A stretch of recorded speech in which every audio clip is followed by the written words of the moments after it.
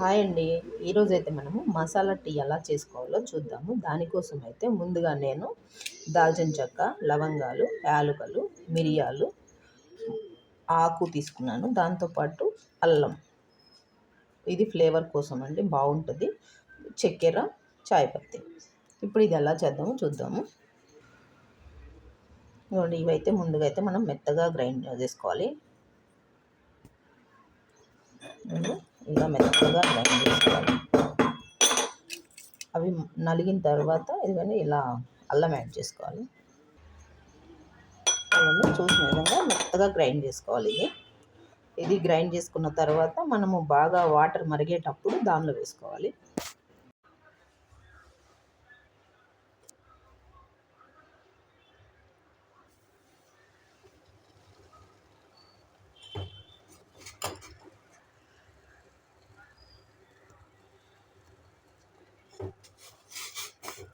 ఇవన్నీ దీనికి పాలు యాడ్ చేసుకున్నాం.